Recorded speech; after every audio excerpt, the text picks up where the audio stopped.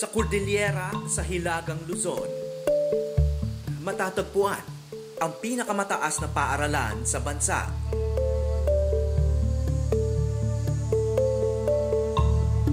Tutungo kami roon para sa isang natatanging misyon.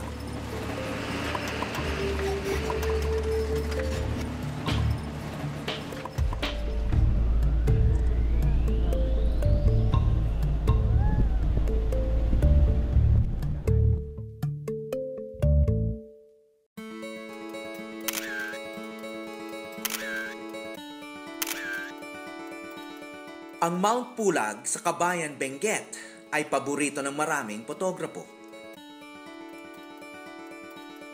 Dahil sa mga ipinapakitang gilas dito ng kalikasan.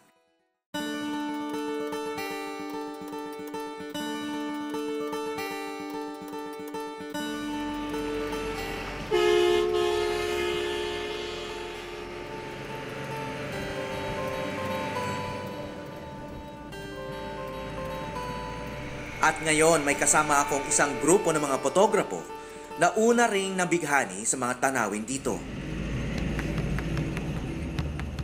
Ngunit sa biyaheng ito, iba ang babalikan nila.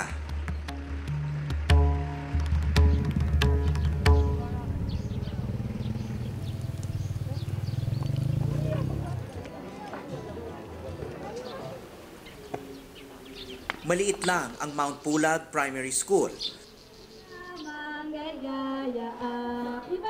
Manhahala! Manhahala! Amen! Manhahala! Pero may isa siyang katangian. Wala nang paaralan sa Pilipinas na mas mataas pa. May ulap ka ngang matatanaw na mas mababa pa rito.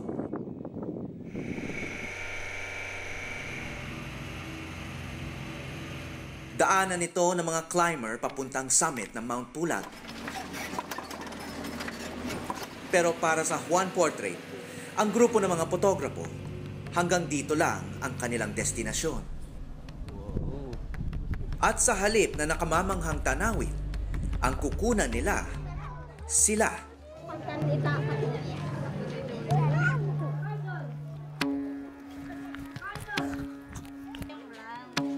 Everybody, yan. O, tingin dito. Walang kamay, baba mo yung kamay mo. 1, 2, 3. Okay, 1, 2, 3, smile. Yan! Perfect! Yan, okay, ready ha? Ang mga bata sa komunidad ngayon lang kinukunan ng litrato para sa kauna-unahan nilang school ID. Isang karaniwang bagay sa mga taga-syudad. Pero sa munting barangay Basyoy, isa itong makasaysayang araw. Isa pa. 1, 2. Ang paligid namin ngayon napakalayo sa mga lansangan ng Maynila kung saan nagmula ang mga voluntaryo. Nag-start ako mag-photography 2008. During law school, pag weekend, parang outlet siya dun sa law studies. Lalabas ako ng kalye sa Quiapo, Manila Bay. Madalas ako sa kalye, napansin ko na yung mga bata, nagpapakuha sila ng litrato. Street photography ang kinahiligan ng abogadong si Chris Linag. At hindi tulad ng ibang mga photographer, ang mga kinukunan niya, binibigyan pa niya ng prints o kopya. Naisip ko parang maganda rin na bigyan sila ng prints. Kasi parang unfair naman kung kukunan mo lang sila, popost mo sa Multiply, Facebook, Flickr. So ang ginagawa ko, pag nagsushoot ako sa kalye, halimbawa sa Quiapo, kinabukasan, dadalhin ko sa kanila yung prints. Gaano kahalaga para sa kanila yon? Mahalaga sa kanila, lalo na sa mga bata, yung print mismo ng litrato kasi mararamdaman nila na mahalaga sila eh. Yung pagpapahalaga nila sa sarili nila kahit papaano tataas.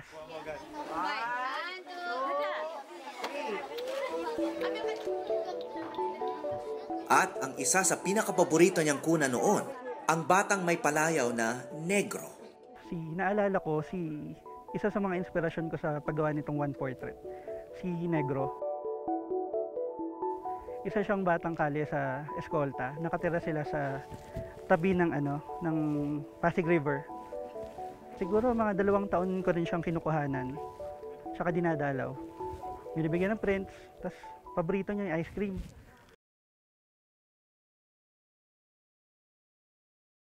Lumabas pa nga sa dyaryo ang litrato niya. Hindi akalain ni Chris na ang batang ito ang magbibigay ng bagong direksyon sa kanyang sining. 8 balik. Since malapit lang sa akin. Tapos nung nag-birthday siya nung isang March yun, 2010 siguro. Nabalitaan ko na lang na namatay siya, nahulog siya sa ilog. Isang umaga na tagpuan na lang siya na lumulutang dun sa sa Pasig River. Ito na ang huling kuha kay Negro. Marahil ang kanyang mga litrato ang natitirang katibayan na nabuhay siya. Malaki yung impact ni Negro sa photography ko kasi naisip ko na maganda siyang ituloy, na parang tribute na rin sa kanya na bigyan yung ibang mga bata ng prints. Kasi nakita ko na sumaya talaga siya.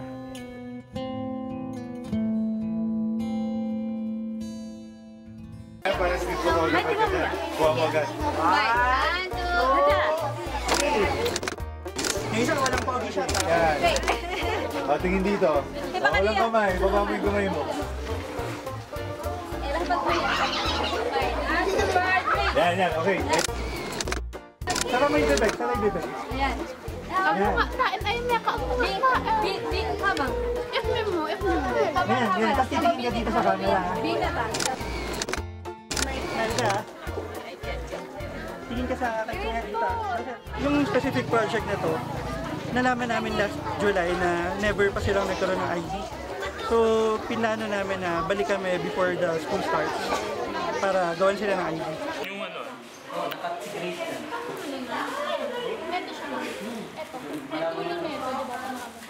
Kasama ni Chris ang kanyang mga kaibigan na nagkusang loob din umakyat dito para tumulong. Kabilang si Jerry Cruz, isa ring fotograpo. A parent and a kid came up to us and asked if they could have an ID picture. Bakit importante sa kanila yung ID photo sa palagay mo? Well, an ID photo I think is, siyempre, document siya and its identity. So parang, well, as a photographer, I never thought of that. It's just nakakahiya. Kasi parang, you take for granted mga ID pictures. And when you go to a place like this, you realize na ang laking bagay pala ng ID picture. And it's so easy to take. Ng photography. Photography is a document also. It's a proof of life. So, tsaka identity and ID picture, yun lahat. Diba? It shows that you exist. Ay magano? Magano? Ay magda? Andi agda ka instruksyonan. Magano? May alagay ka busis. Dahil unang beses kukunan ng litrato, may ilang bata na tila natatakot. Yan. 1, 2, 3, 5. Okay. Very good. Appeal. Ay, tatama ka rin pala. Na-arrange na po. Seryoso siya. I know ka. Ang ilan naman, hindi pa marunong mag-cheese. Malayo ito sa mga larawang karaniwang hinahanap ng isang fotograpo.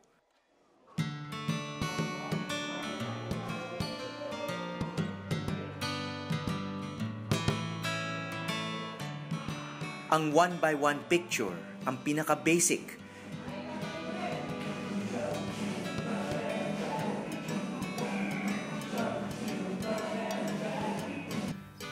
Siya rin marahil ang pinaka-makabuluhan. Importante rin kasi parang yung kino-compare namin sa mga ibang schools, maganda rin parang discipline kasi rin yun sa mga bata. Kasi pati yung uniform, wala silang ID, so parang pumapasok lang sila. Tapos mag-a-absent na lang kung gusto nila. Para kung may ID, parang nakikita namin na, estudyante pala namin sila. Parang madali namin silang ma-identify. Kasi marami ring mga out of school na pumapasok lang sa inside the campus. Hindi namin na-identify kung estudyante namin sila or sa ibang grade sila. Pinakamalaking problema namin dito is school supplies. nahihirapan yung mga batang bumili ng mga notebooks nila. Kung minsan pa, pag first day, wala silang notebook.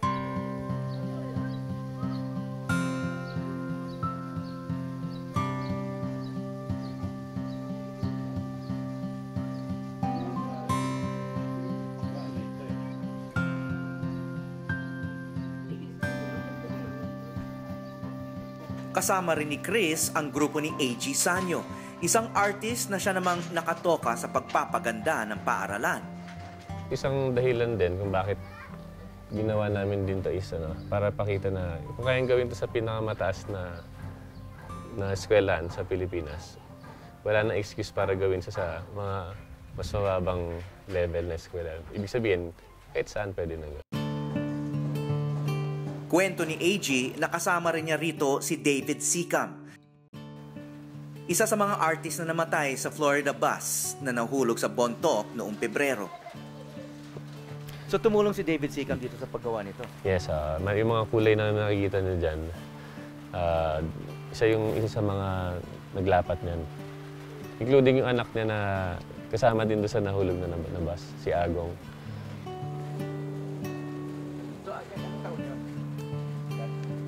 Ang mga larawan nga naman, madalas mas nagtatagal pa sa buhay ng isang tao.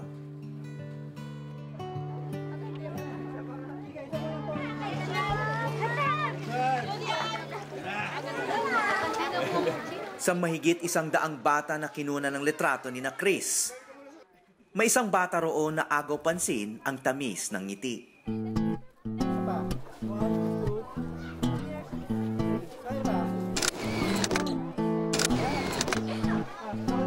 Si Jerilyn.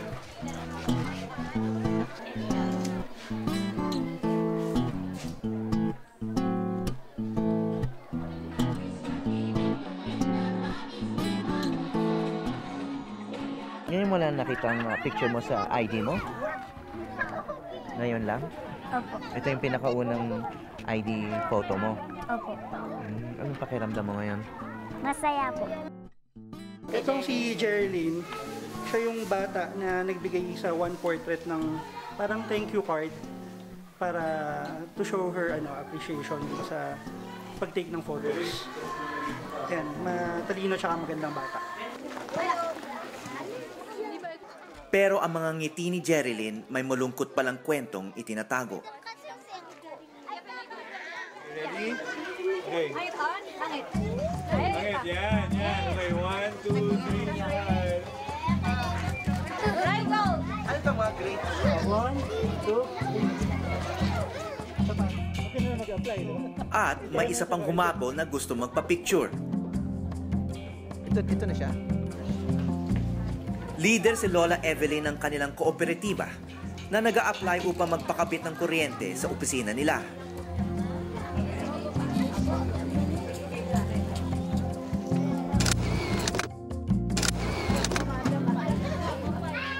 Ang kailangan lang niya, ID photo.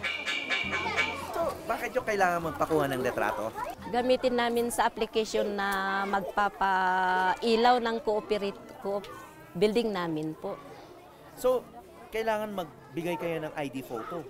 O yun ang requirement ng BINICO. Dito, sa inyo? Saan ba yung co-op Opo. na to? Dito lang? Opo, sa baba po. Ano yung naisip nila na paraan para magpakuha kayo ng litrato? Kung wala halimbawa yung mga dayo na nagkukuha ng litrato rito, paano kayo magpapakuha ng litrato? Doon sa Baguio po. Kung wala raw ang one portrait dito ngayon, si Evelyn at ang lahat ng nangangailangan ng simpleng ID photo,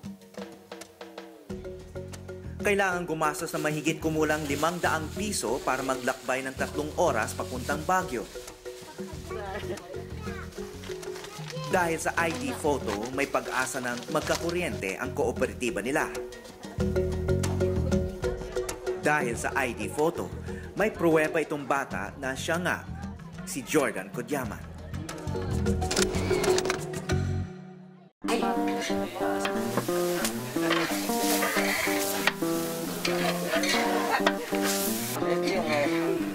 Makabakal kita.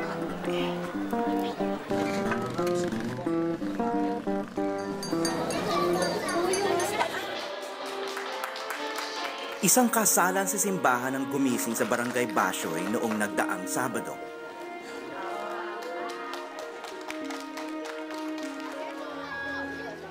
Lahat daw imbitado, kabilang na ang mga dayong galing Maynila.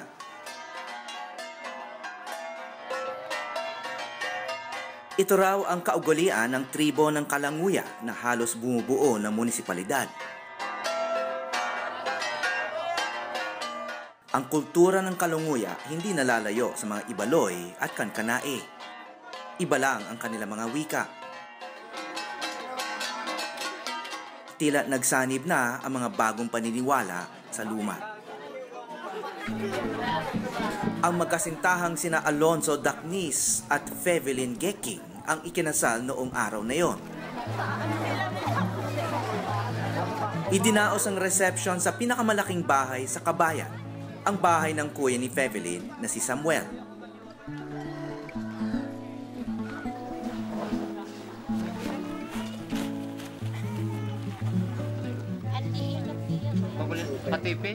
Si Samuel ang kauna-unahang nakapagtapos ng kolehiyo sa munisipalidad ng Kabayan. 38 taong gulang pa lang siya. Ang truck na kanyang kinukumpuni ay kanya. Isa sa mga naipundar niya matapos maging graduate ng Bachelor of Science major in Agriculture. Ang kanyang college ID, ang una niyang ID. Ang livelihood dito parang limited lang. So limited to farming, vegetable production. Karamihan sa mga parents dito, yun ang source ng income. Tapos pag bumagsak ang presyo ng gulay sa market, karamihan walang nauubusan ng budget para sa pag-aaral. Tapos isa pa, malayo. Kung mag-aaral kami sa secondary or college, malayo. Kailangan gagastos ang aming mga parents sa boarding house, sa mga pagkain, tsaka yung transportation. Ang tingin kong hirap dito sa amin. Sa ganda ng lugar, malayong isipin ng sino mang dayo na nagigipit ang karamihan ng mga residente rito. Madalas kasi mas mahal pa ang presyo ng gasolina na gagamitin sa pagluwas ng mga gulay kaysa sa mismong benta nito. Dahil sa layo sa syudad, hindi lang kalakal ang mahirap, kundi maging ang pag-aaral, lalo na sa kolehiyo. Ngayon, si Samuel ay isang agricultural technologist. Siyempre, proud ako kasi at least dahil sa aking pag-aaral, may ID ako na proof na may natapos ako. At least medyo may narating ako sa buhay. Kasi pag wala yung ID, walang proof na wala ako sa ganitong estado.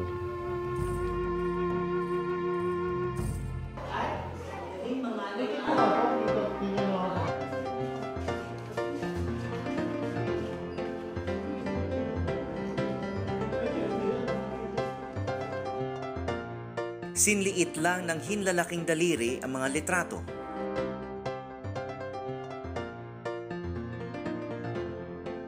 Ngunit para sa mga mag-aaral, simbolo na ito ng tagumpay.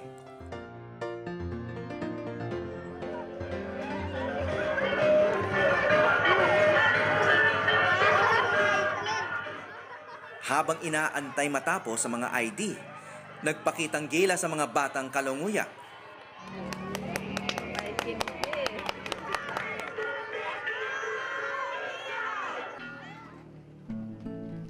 Hindi pa man tapos ang programa, kinailangan ng umalis ang isang guro doon, si Carmela Libag. Luluwas siya pa Baguio para dumulo sa isang linggong teacher seminar. Tulad ni Samuel, iginapang din niya ang kanyang pag-aaral. Gusto kong magturo dito sa aming lugar at panilbihan ko yung mga kababayan ko, ma'am. Parang pinagmamalasakit ko rin yung kinabukasan ng mga bata pa. Kaya gusto ko rin tumulong sa kanila para naman maabot rin nila ang kanilang mga pangarap. At noong taong 2010, naging ganap siyang guro. Kaya ito ang ID na pinakamalapit sa puso niya. At handog din para sa kanyang may sakit na ina. Pagkabata namin, parang malungkot po kasi yung sitwasyon kasi kung minsan po parang kahit kinakausap po namin, hindi niya kami kinakausap, parang wala siya sa kanyang sarili at saka kung minsan po nagsasalita na lang po siyang parang nagagalit siya pero hindi naman po sa amin yung pinagsasalitan niya, pero parang meron siyang kinakausap na hindi namin alam. So, ganoon po.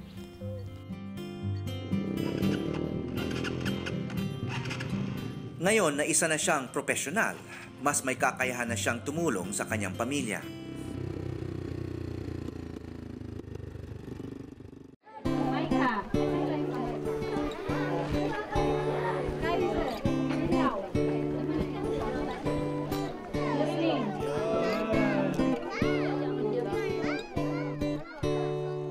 Sa paaralan, isa-isa nang nakuha ng mga mag-aaral ang kanilang mga ID. Tila isang munting graduation ng mga bata. Anong pakiramdam may ID? Ayun. Nakuha na rin ni Aling Evelyn ang ID picture niya. Wow, parang hindi matanda. Bumata kayo dyan nga, ganda ng ngiti niyo.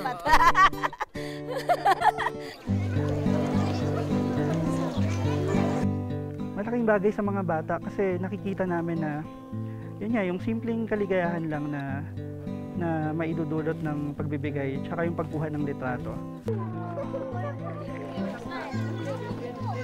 Ang isang simpleng litrato, maaring pantugon ito sa payak na pangangailangan. Maari ring ebidensya na may natapos. At para sa iba, katibayan ito na may nabuhay. Nakarating din kami sa tahanan nila Jerilyn.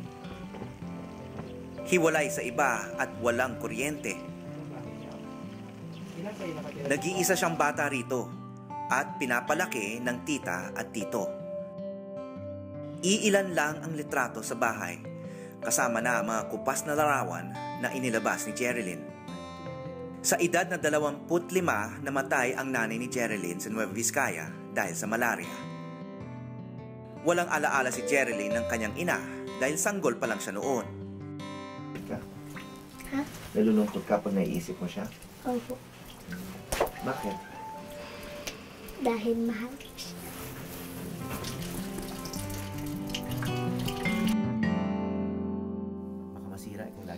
Nalaman na lang niya noong tinukso siya ng isang bata. Hindi mo mamayan. Walang mama mo, sinabi niya. Kala ko, ay masasaktan din po ako, sabi niya.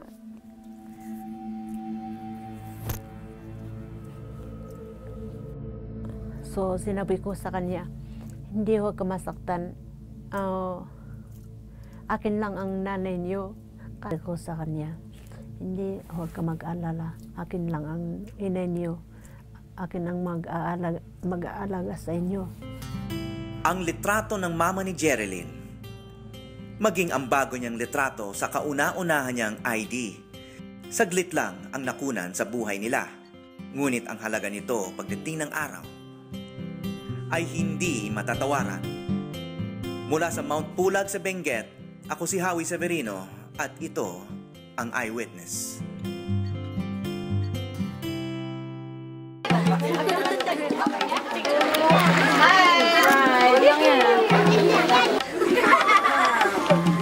Yan!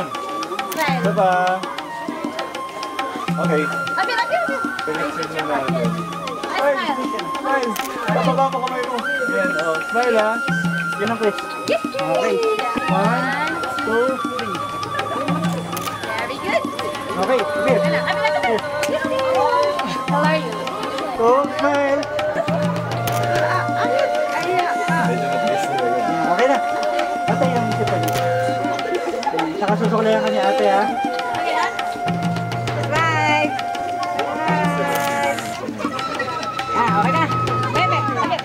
Okay, 1, 2, 3. Isa pa. Joseph, Joseph.